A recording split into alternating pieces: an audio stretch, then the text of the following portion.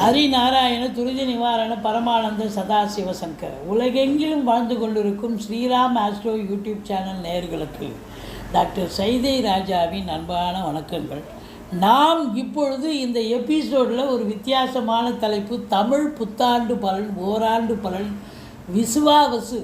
விசுவாவசு ஆண்டு வருஷம் எப்படி இருக்க போகுது, சித்திரை முதல் பங்குனி வரைக்கும் அப்படின்னு ஒவ்வொரு ராசிக்கும் பார்க்க போகிறோம். அதற்கு முன் எங்களுடைய சேனலை பார்த்து கொண்டிருக்கும் அன்பர்கள், இதுவரைக்கும் சப்ஸ்கிரைப் செய்யாதவர்கள் சப்ஸ்கிரைப் செய்து கொள்ளும்படி கேட்டுக்கொள்கிறோம். ரைட் சைடில் சப்ஸ்கிரைப் இருக்கும், பெல் பட்டன் இருக்கும், ரெண்டுத்தையும் ப்ரெஸ் பண்ணிங்கன்னா அடுத்த நொடியே எங்களுடைய வீடியோ உங்களை நோக்கி வர துவங்கிவிடும்.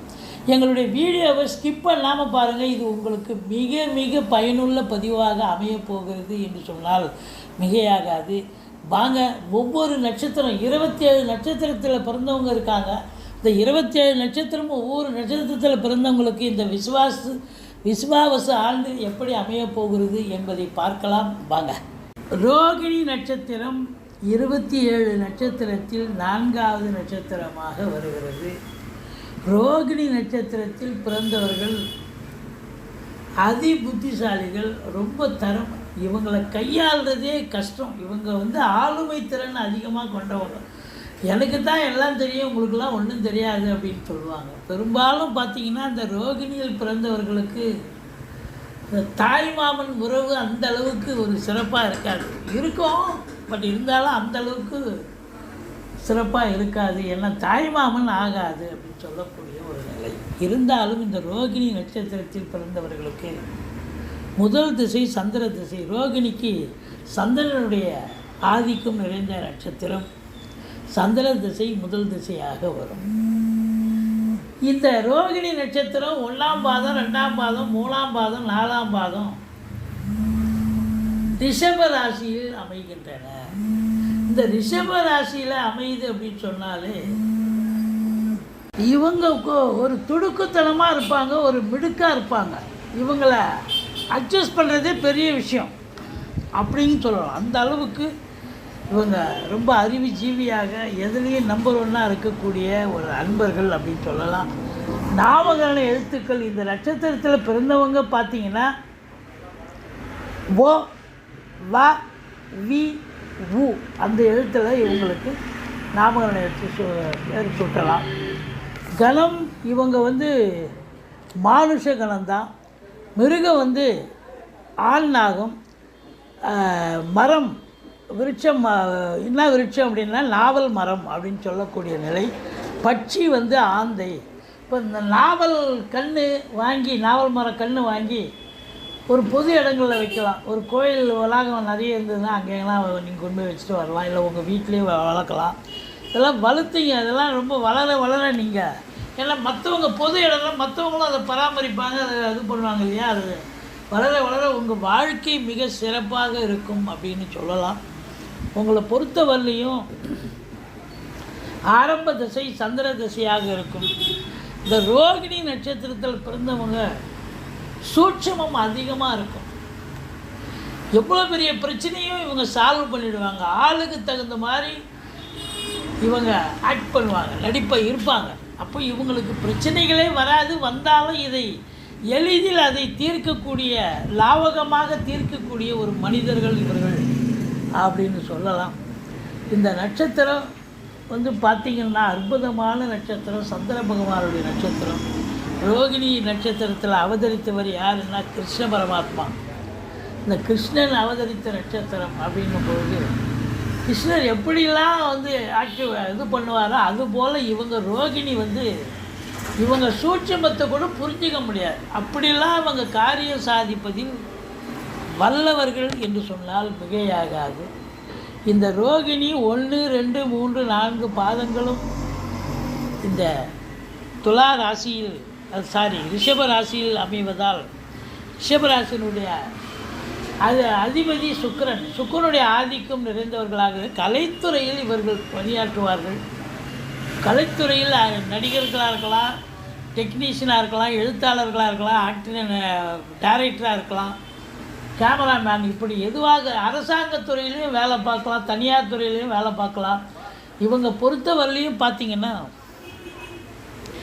சொந்தமாக கடகண்ணி கூட வைக்கலாம், கம்பெனி வச்சுருக்கலாம். ஏன்னா 10க்குடையவன் சனியாக இருப்பதால் இந்த 9 10க்குடையவர்கள் சனி பகவான் தான். அதனால் இவங்களை பொறுத்த வரலையும் அற்புதமாக சொந்த தொழில் கூட கம்பெனி வச்சு பெரிய லெவலில் முன்னுக்கு வரக்கூடிய அமைப்பு இருக்குது.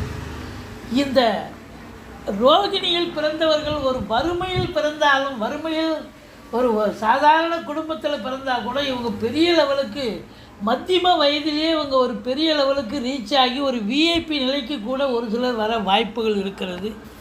வாங்க இந்த ஆண்டு எப்படி இருக்க போது, விசுவாவசு ஆண்டு இந்த ஓராண்டு பலனை பார்க்கலாம். ரிஷப ராசி காலபுருஷனுக்கு 2வது ராசி. இந்த ரிஷப ராசியில் ரிஷப லக்னத்தில் பிறந்தவர்களுக்கு இந்த தமிழ் புத்தாண்டு விசுவாவசு வருடம் எப்படி இருக்க போகுது? நம்ம ஆண்டு கிரகங்களை மையப்படுத்தி தான் நம்ம பலனை சொல்ல முடியும். ஆண்டு கிரகங்கள்லாம் குரு, ராகு, கேது, சனி பகவான். சார், இந்த ரிஷப லக்னத்துக்கு இந்த ஆண்டு தமிழ் புத்தாண்டு ஓராண்டு பலன் எப்படி இருக்க போகுது அப்படின்னு பார்த்தீங்கன்னா, ரிஷப லக்னம் ரிஷப ராசி ரெண்டுத்தையும் எடுத்துக்கலாம். நீங்கள் லக்னத்தில் பிறந்தவங்களுக்கும் அந்த பலன் 100% பொருந்தும். குரு பகவான் உங்களுக்கு 2ஆம் இடம் 2ல் இருந்து சஞ்சாரம் செஞ்சு பலனை தரப்போகிறார். அப்போது 2ஆம் இடம் அப்படின்னும் பொழுது சூப்பருங்க. அதாவது தனக்காரர்கள் தனஸ்தானத்தில் இருந்தால் தன பிராப்தி உண்டல்லவா. அப்போ இந்த ரிஷப லக்னம் ரிஷப ராசியில் பிறந்தவர்களுக்கு இந்த ஓராண்டு விசுவாவசு இந்த ஓராண்டு அற்புதமாக இருக்கும். பொருளாதாரத்தில் மந்த நிலையெல்லாம் சொல்லவே இல்லை. பொருளாதாரத்தில் ரொம்ப பிரச்சனை இருக்கும். அது ஒன்றுங்க சூப்பர். பணம், காசு, பணம், பொருளும் நீங்கள் எதிர்பார்த்ததை விட அதிகமாக இருக்கும். வேறு யாராவது இந்தாங்க அந்த காசை வச்சிங்க, நான் டூர் வெளில போயிட்டு வரேன் வாங்கிக்கிறேங்க, ஒரு 2 மாதம் உங்ககிட்ட இருக்கட்டும் அப்படின்ற அளவுக்கு யார் பணமாவது உங்ககிட்ட கொடுத்து வைப்பாங்க. அந்த அளவுக்கு காசு, பணம், பொருளும் நல்ல சம்பாத்தியம் இருக்கும், கண்டிப்பாக இருக்கும். குடும்பத்தில் அமைதி, நிம்மதி, சந்தோஷம், குதூகலம் ஏற்படும். கணவன் மனைவி ஒற்றுமை, உங்கள் சொல்லுக்கு செல்வாக்கு பெறக்கூடிய ஒரு தருணம். இந்த ரிஷப லக்னம் ரிஷப ராசியில் பிறந்த அன்பர்கள், ஜோதிடர்களாக இருக்கட்டும், வழக்கறிஞர்களாக இருக்கட்டும், ஆசிரியர்கள், பேராசிரியர்கள், இலக்கியவாதிகள், சொற்பொழிவாளர்கள், இன்னும் வாக்கினை தொழிலாக கொண்டு செயல்படக்கூடிய அன்பர்கள் அத்துணை பேர்களுக்கும் இந்த ஆண்டு சூப்பர். ஒரு சொல் வெல்லும். அப்போ உங்களுக்கு அற்புதமான ஒரு ஆண்டு சாதிப்பீர்கள் என்று சொன்னால் மிகையாகாது. சூப்பர். அதுவும் இந்த ஒரு ராசிக்கு ஒரு லக்னத்துக்கு 2ஆம் இடத்துல குரு இருக்கிறது ரொம்ப பெரிய சூப்பர் அற்புதங்க. ஸ்தான பலம் வந்து விடுகிறது குரு பகவானுக்கு. அப்போது குடும்பத்தை அமைப்பார். திருமணம் ஆகாதவங்களுக்கு திருமணம் ஆகும். திருமணம் ஆனவர்களுக்கு நல்ல ஒரு அற்புதமான ஒரு சூழல் நிச்சயமாக இருக்கும். அன்னோன்யம் இருக்கும், குடும்பத்தில் ஒற்றுமை இருக்கும். 2ஆம் இடம் என்பது பணம், பொருள் சேரும், தங்க நகை வாங்கக்கூடிய, நகைகள் வாங்கக்கூடிய ஒரு சூழல் அமையப்போகிறது அப்படின்னு சொல்லலாம். இந்த நீதித்துறையில் வேலை பார்க்கக்கூடியவர்களுக்கு பொற்காலம். ஆன்மீக துறையில் இருப்பவர்களுக்கும், அதாவது ஆன்மீகத்தில் இருப்பாங்க, ஒரு சிலர் சம்பளம் வாங்காமல் கௌரவ போஸ்ட்டில் இருப்பாங்க, அவங்களுக்கெல்லாம் கூட ஒரு அற்புதமான காலம். ஸோ ஸ்தான பலம் அற்புதமாக இருக்கிறது. இப்போ பார்வை பலத்தை பார்க்கலாம். பார்வை பலம் என்று எடுத்துக்கொண்டால் குரு பகவான் 6ஆம் இடம், 8ஆம் இடம், 10ஆம் இடத்தை குரு பார்க்கிறார். சூப்பர். இந்த 10ஆம் இடத்தை குரு பார்க்கிறதே ஒரு பெரிய விசேஷம். இதில் 10ல் வேறு ஒரு பாவியாவது இருக்கணும்னா 10ல் ராகு இருக்கிறார். அப்போ ராகு இருக்கிறது பிரம்மாண்ட நாயகன்னு பேர். ராகு கேது பயிற்சி எப்படின்னா சித்திரை 13ஆம் தேதியே ராகு கேது பயிற்சி ஆகிடும். அப்போது ராகு பகவான் 10ல் வர்றது சிறப்பு. பிரம்மாண்ட நாயகன் அப்போ தொழிலை வந்து நீங்கள் ஏனோ தானோலாம் நம்ம தொழில் பண்ண மாட்டீங்க. சூப்பராக வர்ற கடைக்கு வர்ற கஸ்டமரோ நண்பர்களோ வந்து ஏங்க என்னங்க கடையை வச்சு சிம்பிளாக வச்சுருக்கிறீங்க, இன்னும் நல்லா டெக்கரேட் பண்ணுங்கள், விரிவுபடுத்துங்க, இல்லை இன்னொரு பிரான்ச்சு ஓப்பன் பண்ணுங்கள், அப்படின்னு நான் தரேங்க காசு அப்படின்பாங்க. அந்த அளவுக்கு உங்களுக்கு மற்றவர்கள் உங்களுக்கு உதவிகரமாக இருப்பார்கள். கேட்குற இடத்துல காசு கடன் கிடைக்கும். கடன் கிடைச்சி நீங்கள் விரிவாக்கம் பண்ணுங்கள் தொழிலை, இல்லை தொழிலை வந்து இன்னொரு பிரான்ச்சு ஓப்பன் பண்ணுங்கள், நல்லா அழகுபடுத்துங்க, மாட்ரேட் பண்ணுங்கள், விரிவாக்கம் பண்ணுங்கள். சூப்பராக தொழில் அற்புதமாக போகும். நீங்கள் எதிர்பார்த்ததை விட இரட்டிப்பு வருமானம் வரும். ஏன்னா 10ல் ராகு இருந்து குரு பார்க்குறாருன்னு சொன்னால் தொழில் அற்புதமாக செல்லும். உங்களுக்கு பொற்காலம் என்று சொல்லலாம். கோடீஸ்வர யோகம், குபேர சம்பத்தை ஏற்படுத்தி தரக்கூடிய நிலை கண்டிப்பாக இருக்கிறது. இப்போ 6ஆம் இடத்தை பார்க்குறார். எதிரிகள் இருந்தாங்கன்னா அவங்களே வந்து சரண்டர் ஆகிடுவாங்க. மற்றபடி குடும்பத்தில் யாருக்கும் ஒன்றும் இந்த எல்லாம் ருணரோக சத்துருஸ்தானம் சொல்கிறது. அப்போது பெரும்பாலும் அந்த மருத்துவ செலவு என்பது பெருசாக இருக்காது, எதிரிகள் தாக்கம் இருக்காது, எதிரிகளே இல்லைன்னு சொல்லணும். கடன் சுமை படிப்படியாக குறையும். படிப்படியாக கடன் குறைஞ்சிச்சின்னா புதுசாக கடன் வாங்கிங்க, சுப செலவுக்கு உதவும். 6ஆம் இடத்தை குரு பார்க்கிறார் என்று சொன்னால் சொந்த தொழில் பண்ணக்கூடிய அன்பர்களுக்கு நம்பிக்கைக்கு பாத்திரமான பணியாளர்கள் கிடைப்பார்கள். அடுத்தது 8ஆம் இடத்தை குரு பார்க்கலாம். 8ஆம் இடம் என்பது அசிங்கம், அவமானத்தை தரக்கூடிய இடம். அப்போ அந்த இடத்த குரு பார்க்குறாருன்னா இந்த ஓராண்டு பலன் இந்த ரிஷப லக்னம் ரிஷப ராசியில் பிறந்தவர்களுக்கு இந்த விசுவாவசு ஆண்டு சிறப்பாக இருக்கும், சந்தோஷமாக இருக்கும். திடீர் அதிர்ஷ்ட வாய்ப்புகள் தேடி வரும், வரா கடன்கள் வசூலாகும்.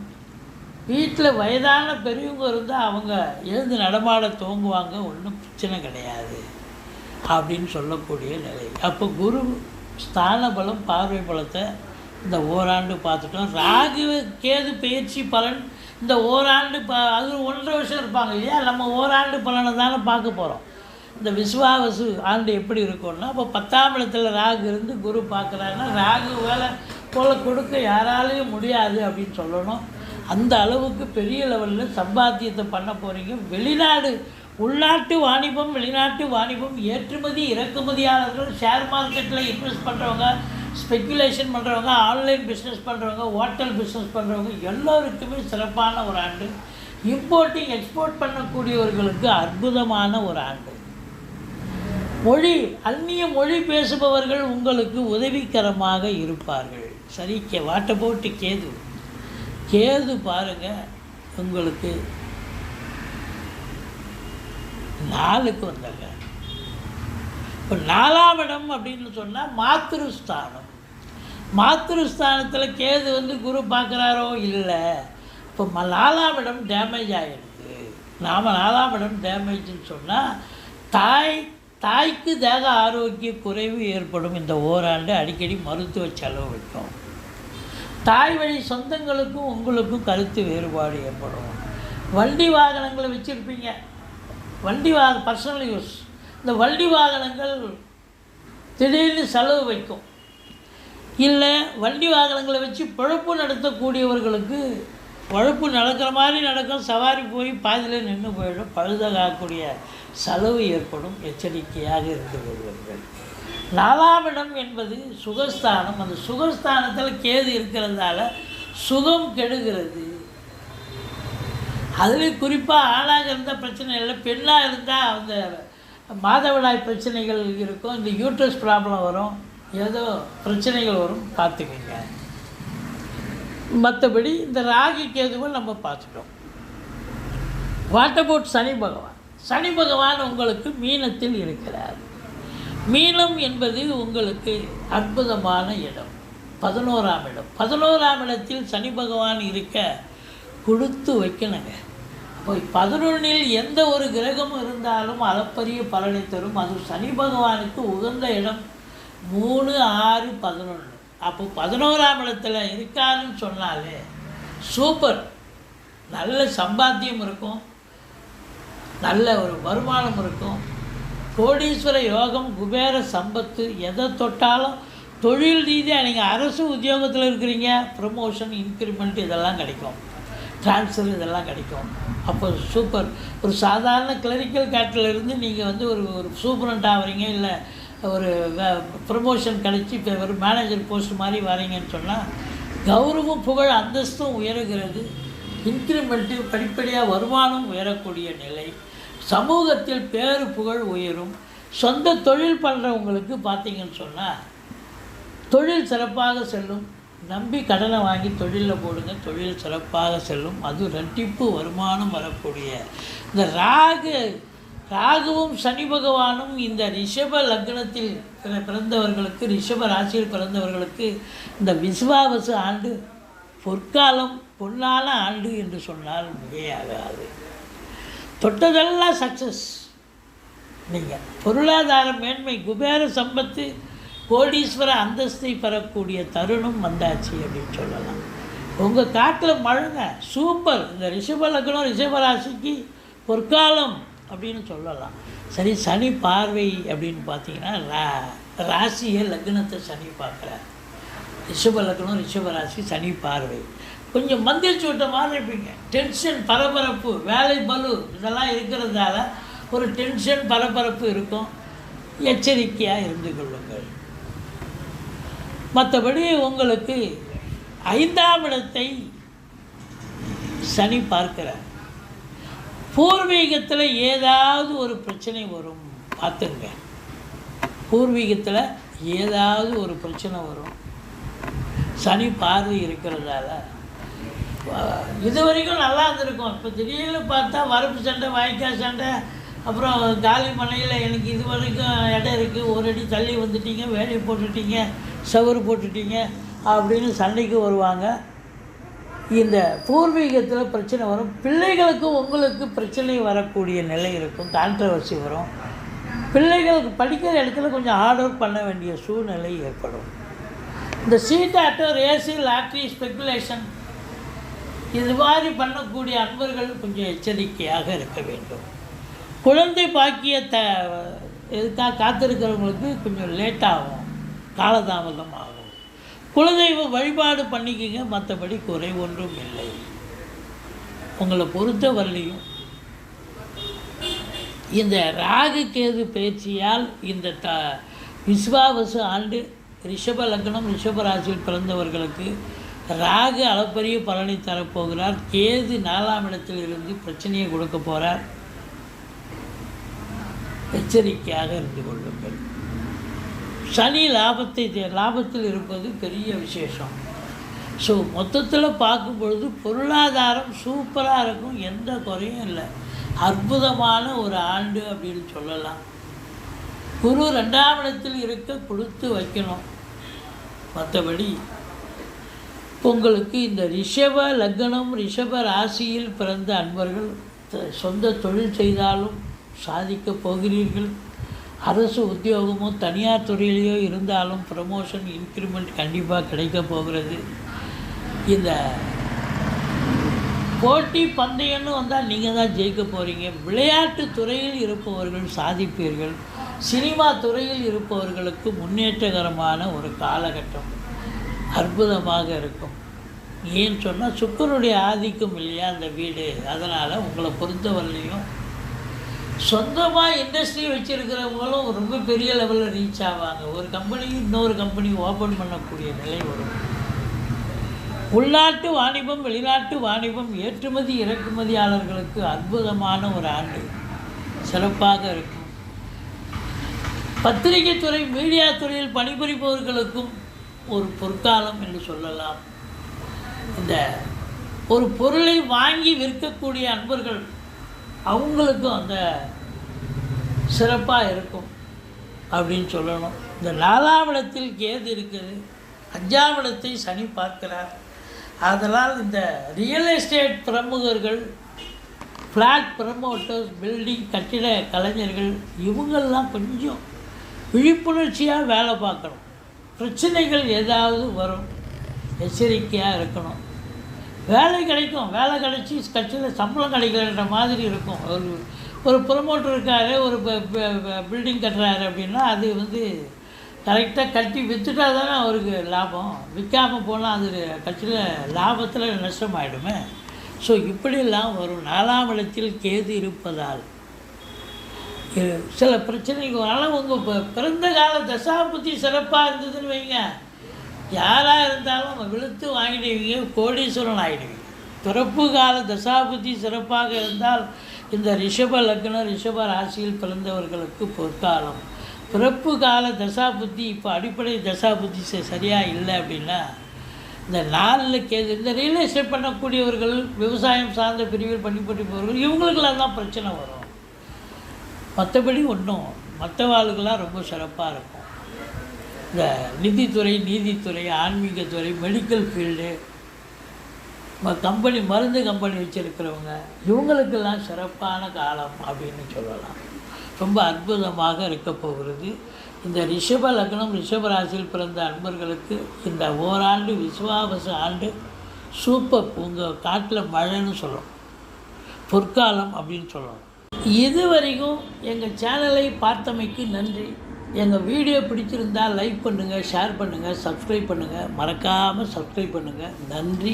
வாழ்க வளமுடன்.